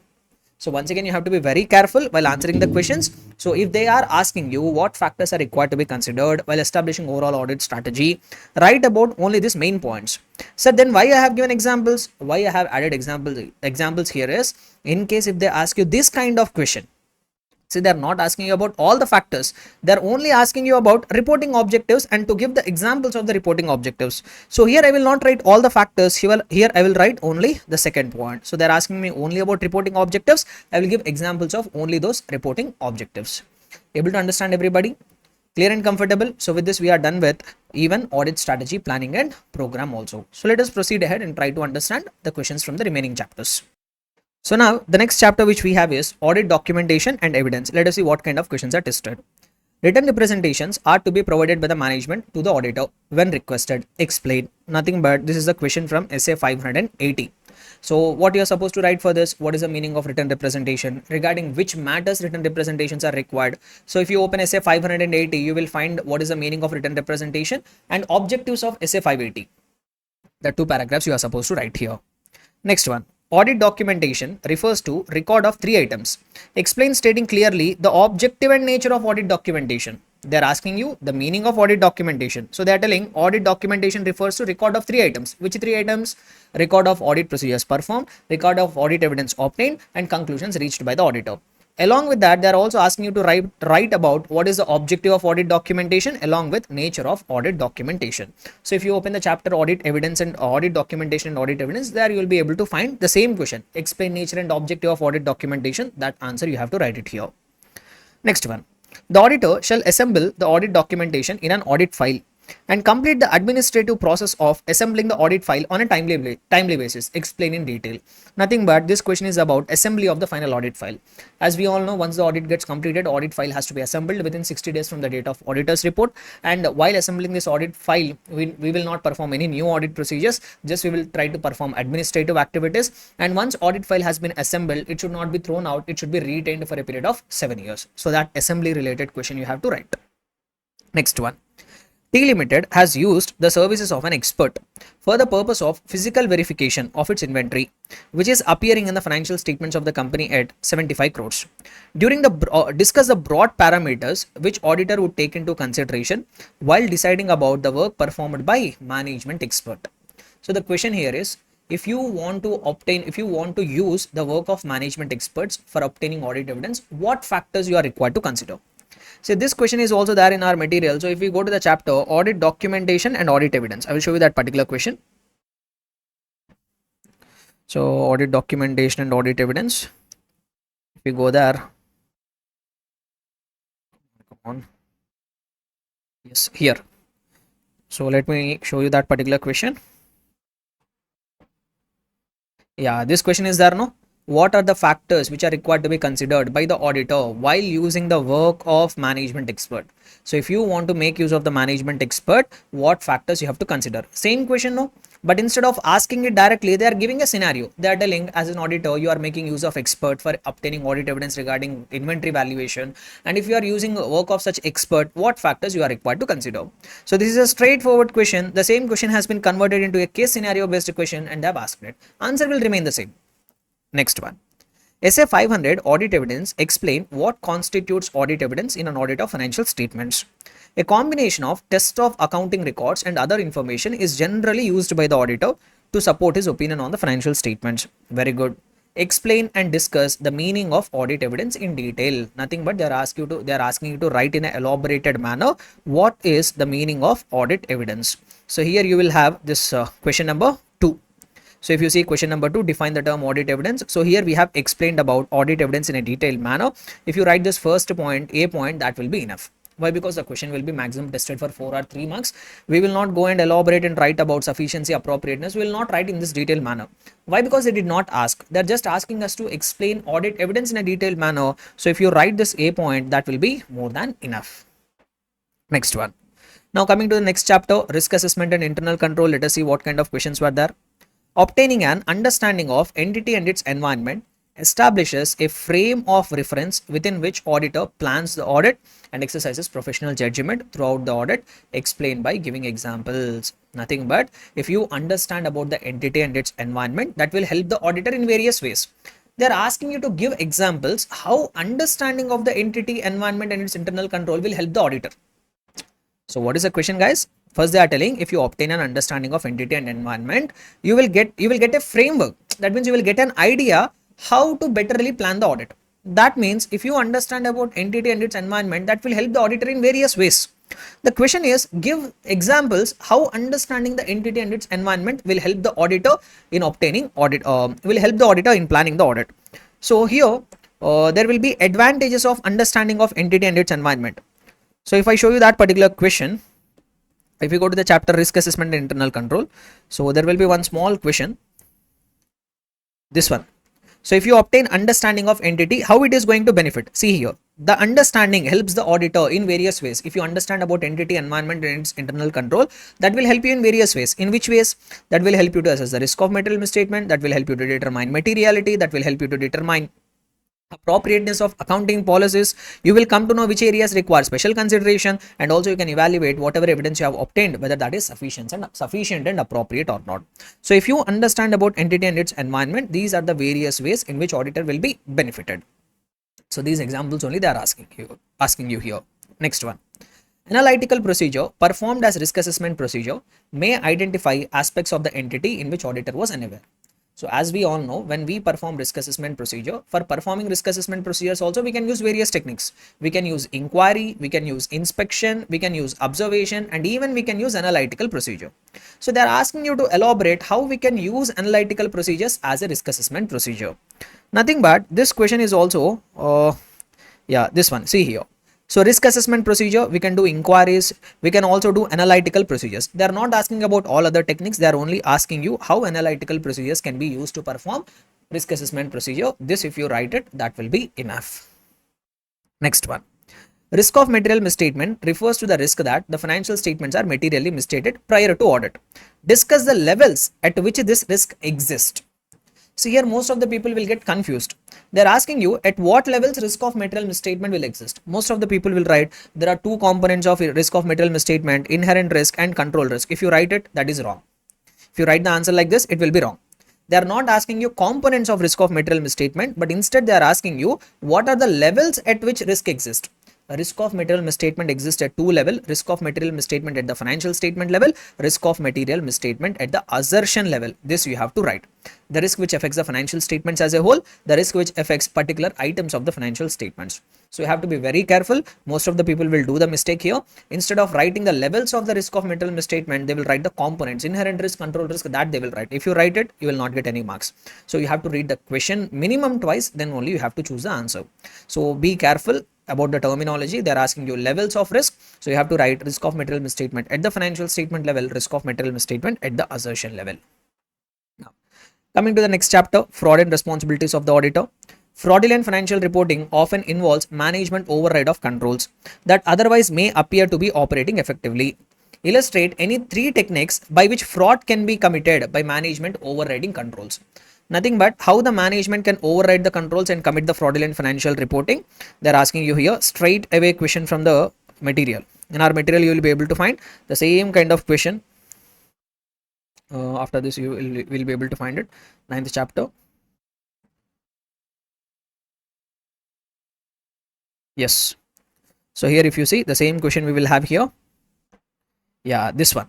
What are the factors by which management override the controls for committing fraudulent financial reporting? Same question they are asking, how the management can override the controls for committing fraudulent financial reporting. So these are the various techniques. This is what you are supposed to write here. Next one. Write the circumstances that indicate the possibility of fraud due to problematic or unusual relationship between the auditor and management.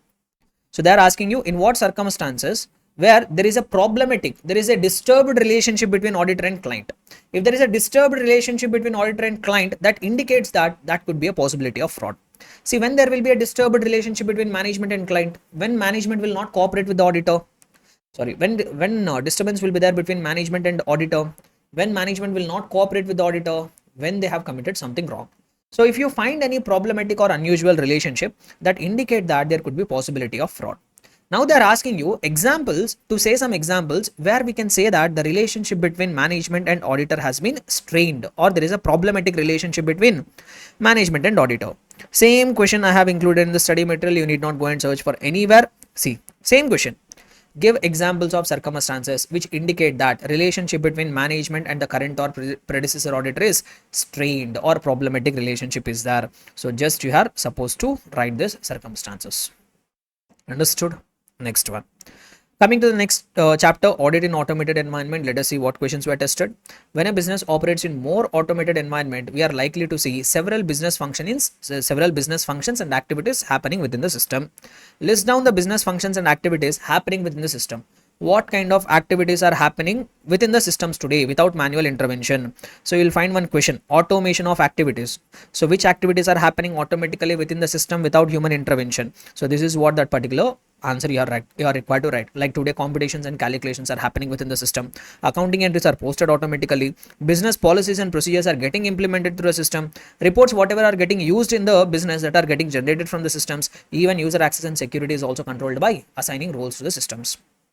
So these activities you are supposed to write. Now coming to the next question. Next question.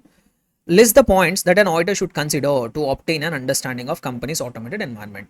So if you want to obtain understanding of automated environment, what things you will try to keep in mind? What factors you will try to understand? Same question. Question number 3.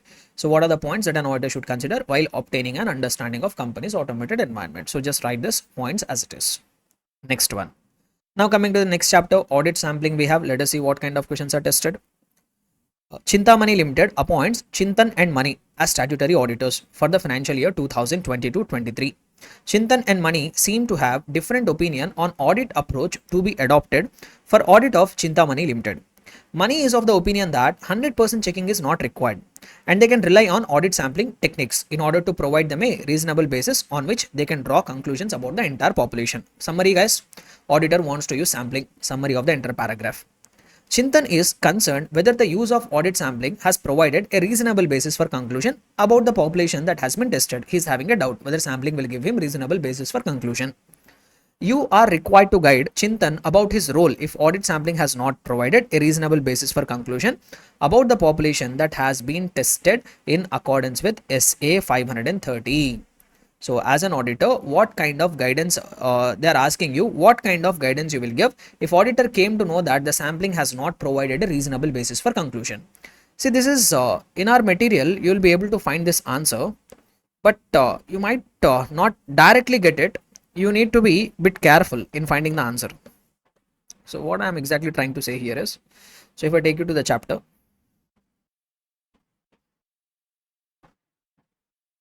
yes, not this one. So next chapter, audit sampling. If I take you to the audit sampling, a small paragraph they have framed it as a question. So what I'm trying to say here is last question in the audit sampling chapter. If you come to the last question, this one, write about evaluation of sample results. This particular question is there, no? In that, if you come to the last point here, see, if you read this conclusion, if the auditor concludes that audit sampling has not provided a reasonable basis for conclusion about the population that has been tested, that means if the sample is not giving you reasonable basis for your conclusion, then what you are supposed to do? Two things you are supposed to do. He will request the management to investigate the misstatements, or he will perform additional audit procedures. That's all. Only these things you are required to write. So they are not asking even the entire question also, just this one single line, whatever has been given in the conclusion, this one single line they have posted as a question.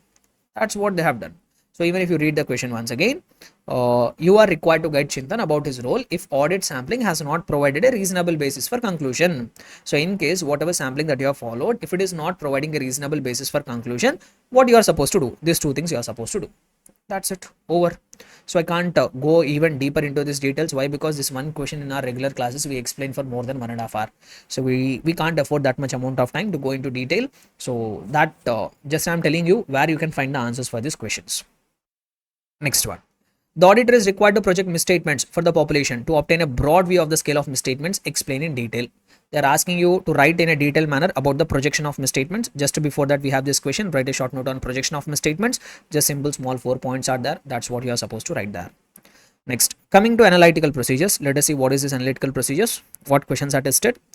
Flower Limited presented its financial statements for the financial year 2022-23 to its auditor for expressing an opinion thereon. Very good. The auditor, while carrying out the audit, started comparing various items of the P&L account of the year under audit with previous years. What auditor is trying to achieve by carrying out those comparisons? See, without using the term analytical procedures anywhere in the given question, they are indirectly asking you what is the meaning of analytical procedures, what is the purpose of analytical procedures. Yes or no?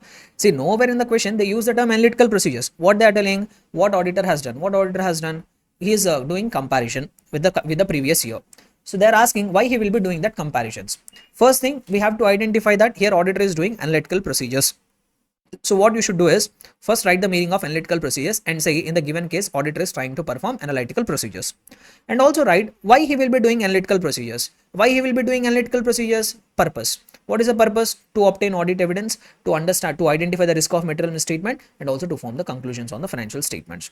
So if you go to analytical procedures, you will be able to find what is the purpose of analytical procedures. The same thing you are supposed to write. But they are very tactical in asking this question. They did not use anywhere the term analytical procedures, but they are successful in asking a question. Explain the purpose of analytical procedures. Clear?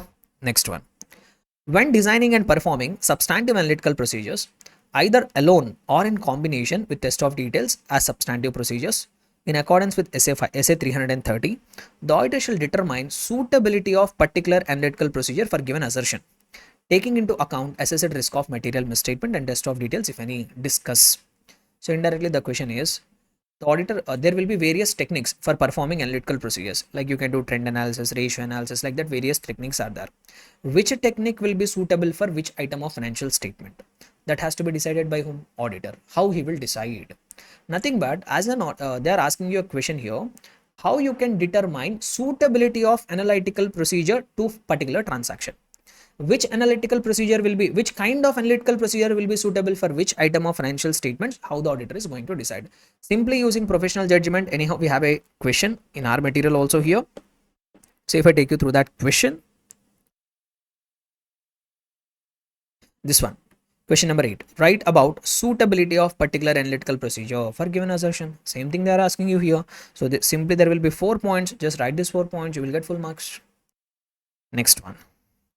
Coming to the next two chapters, coming to the next few chapters, audit of items of financial statements. Let us see questions from audit of items of financial statements. See this, I need not explain in a detailed manner. This you yourself can manage. MP and Co. Chartered accountants have been appointed as auditors of LMP Private Limited. Very good. The partner of the firm asked the audit assistants to carry out examination in depth of the payments made to the creditor. Advise how the documents are to be verified. So how do you verify the payments which are being made to the creditors? So if you apply your common sense, what points you will write? First of all, why we make the payment to the creditors? Whenever we make purchases. For purchases, all the supporting documents should be there, and we have to check whenever the payment has been made to the creditor whether it is genuine payment or a fake payment. We need to check that the payment has been transferred to authorized bank account of the creditor, and also before the payment is made, the payment should have been approved by the concerned top level management of the entity. So like that, can't you write some 5-6 points regarding payment of verifying of payment to the creditors? Simple. So you can refer the suggested answer. Obviously you can understand it. Very simple questions these are. Next one. As an auditor, how will you verify hire purchase transactions in the case of an entity engaged in business of hire purchase? This question is there in our material also. How do you verify hire purchase transactions? Like agreements you have to verify, due dates you have to verify from the agreement, whether the payment has been received on or before the due dates. So ownership transferring. So all these things you are supposed to verify. You can refer the answer. It will be a bit easier only. Next one. A junior accountant of a limited company has not separated transactions of one period from those in the ensuing period. As an auditor, state the correct procedure to be followed. See whether the transactions are recorded in the correct accounting period or not, we have to find out. For that, what we will do? Cut off procedures we will do. What we will do? Cut off procedure. What are cut off procedures? We will go to the balance sheet date, 10 days before or 10 days after, or 5 days before or 5 days after. We will look into transactions and check when particularly to which year it belongs and whether it has been recorded in the same year or not.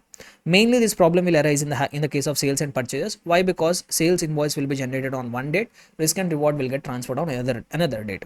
So sale entry should not be recorded purely on the basis of date of invoice. Sale entry should be recorded only when the risk and reward got transferred.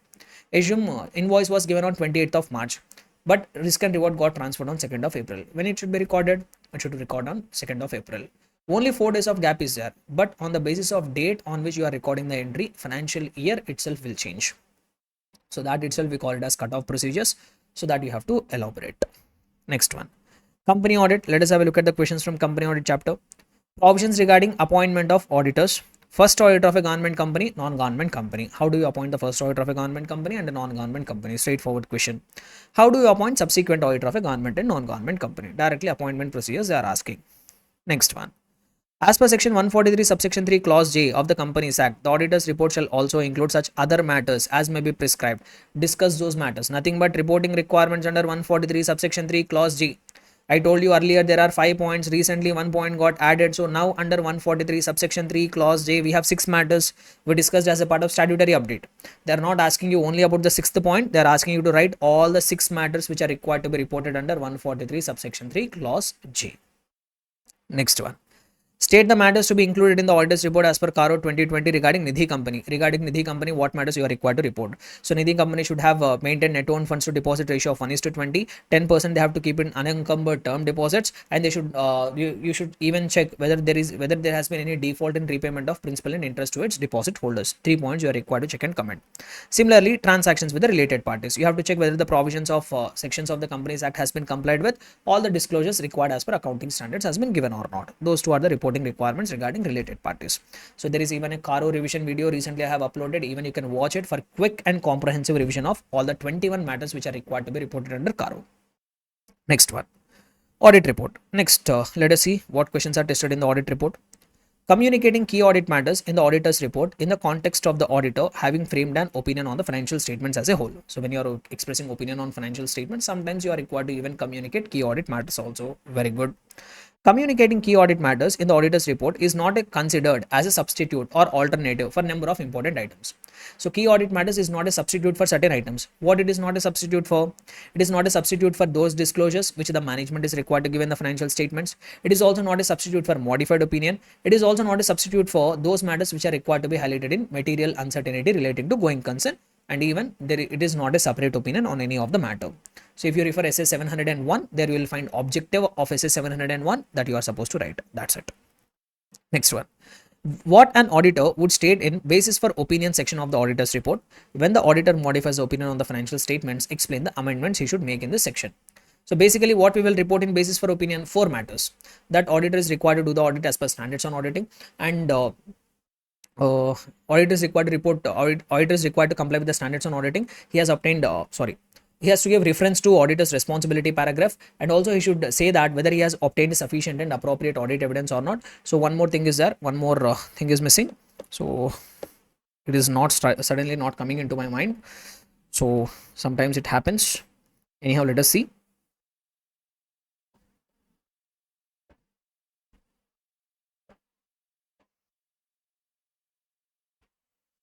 Yeah. So if you see that audit has been conducted as per standards on auditing, he should give reference to auditor's responsibility paragraph. He has to mention that he is independent of the entity, and also he comply with relevant ethical requirements, and also he should state that he has obtained sufficient and appropriate audit evidence. So this fell out of my mind, sorry for that. So these 4 matters are required to be included in basis for opinion. In addition to that, they are also asking you one more thing. In case if you modify the opinion, what you will do? See, in case if you modify the opinion, what we should do? In every case, if we are giving qualified opinion, we should change the basis for opinion paragraph title to basis for qualified opinion. If you are giving adverse opinion, you should change basis for opinion to basis for adverse opinion. If you are giving disclaimer of opinion, you should change basis for opinion to basis for disclaimer of opinion. So heading we have to change. The same thing you are required to write it here. That's it. So let us have a look at the next question. Yes. Come back. So now we have bank audit. Let us see what are the questions there from bank audit. Your firm has been appointed as branch auditor of SP Bank Limited. Discuss about primary evidence which you will look into for while carrying out verification of advances. What points you will try to verify regarding advances of the bank? Like we have to do preliminary examination, like whether credit worthiness has been checked or not, all the documents are executed or not, whether security has been accepted or not, and securities are registered in the name of the bank or not. When it comes to OD loans and CC loans, there should be enough of margin should be maintained. All the accounts should be kept within the drawing power and sanction limit. If any account exceeds the drawing power and sanction limit, they should be brought to the notice of the management. Margin should always be maintained. So these are the few points which you need to verify regarding verification of advances of a bank. The same points you are required to write here. Next one.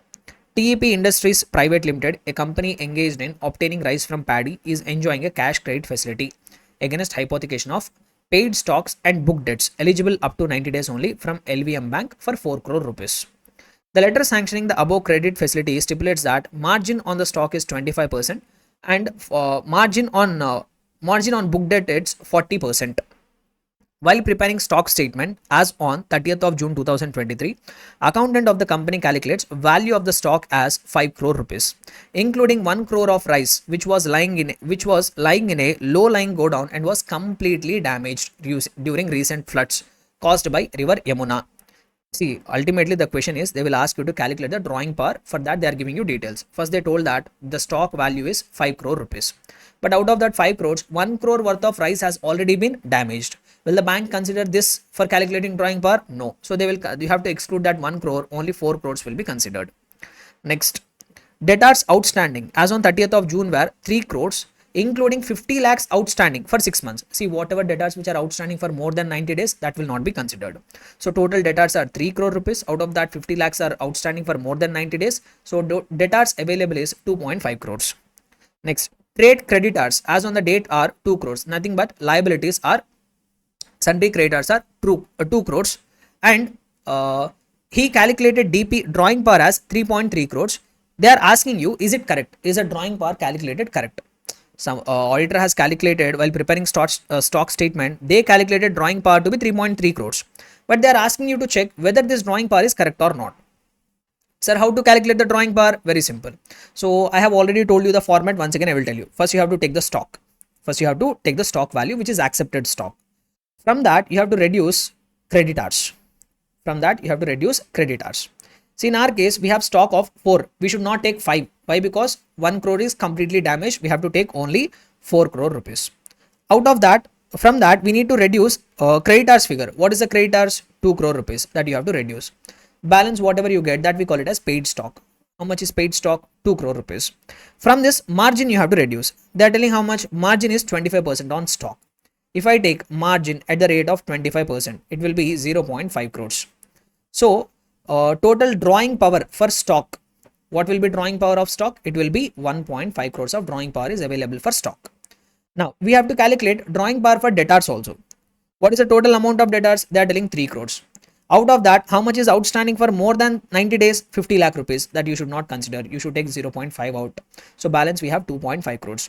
What is the margin on debtors? 40%. Reduce that margin at the rate of 40%. If you reduce it, how much it will be? 2.5 into 40%. If you calculate, it will be 1 crore rupees. So balance will be 1.5 crores. That will be the drawing power on stock. Drawing power on debtors. So what will be total drawing power? 1.5 on stock, 1.5 on debtors. Total drawing power is 3 crores only. But as per the calculation, how much they have calculated? 3.3 crores. Is it correct? No. The actual drawing power should have been how much? 3 crore rupees. Understood? So format is only important thing here. What is the format? Once again, I will tell you. First, you have to take stock. From that, you have to reduce creditors. Whatever balance you get, that we generally call it as paid stock. From that, you have to reduce the margin. Sir, what is the margin percentage? That they will tell you in the question only. That will be called as a drawing power on stock. Let us call this as A. Then you have to calculate drawing power on debtors also. Debtors, you will take the balance. Outstanding for more than 90 days, that you have to exclude. Whatever balance you get, from that you have to reduce margin. How much margin? The percentage they will give you in the question itself. Whatever balance you get, that will be drawing power for debtors. Let us call it B. A plus B, if you add it, that becomes total drawing power. This is how you have to calculate this format. If you remember, any kind of question you can answer. Next. So now we have last chapter, audit of different types of entities. Let us see. Public money should not be utilized for the benefit of particular person or section of the community. List out the exceptions to this rule while conducting audit against proprietary. So generally, audit of proprietary means money should not be used for the benefit of one particular person. But however, there are certain circumstances in which the government can spend the money for the benefit of one particular person or community. There are some exceptions. So what are those exceptions? So this question is from government audit chapter. There is a dedicated question for that, direct question from the study material only. There is no twisting and all. So if I take you to that respective section of the material, please cooperate. System is showing me nightmares. Okay, got it. See this one. Proprietary audit. This part is there, no? So in that, if you see, public money should not be utilized for the benefit of particular person or section of community unless. That means these are the exceptions where the government can spend the money for the benefit of one particular person or community. What are the exceptions? When the amount is very insignificant, when the claim can be enforced in the court of law, when it is paid as per recognized policy or custom, or that amount is amount of allowances such as traveling expenses which are granted to meet expenditure of particular type but the allowances should not be a source of profits. So these are the exceptions where the money can be spent for the benefit of one particular person or community. Next question, one more last question. What are the advantages of audit of a partnership firm? If you conduct audit of a partnership firm, what advantages will be there? Straightforward question, you will be able to find it in our material also. So write about audit of a partnership firm. See here, advantages are also there, but advantages anyhow they are from nature, objective and scope of audit. That chapter, if you refer, we have a question called advantages of independent audit. The same advantages you can write it here. Understood? That's all, guys. This is what the thing relating to RTP November 2023. So there is no such difficult things given here. And even though the statutory update might look like 4 pages, but those are not actually updates. Most of the things are actually repeated from May 23 RTP only. Only one new amendment was there, that sixth point, one more reporting requirement added under 143 subsection 3 clause A, but that anyhow I have covered it in my regular classes. So hope this video has helped you out. If you find this video informative, please do like it, please do share it, and share our channel with so many other CA students who could also get the value addition by watching our videos. And in the recent times I have uploaded so many videos which will be helpful for your examination. Please do check out and leave your comments below. Thank you so much, guys. Thanks for your patience listening. Bye everybody, take care.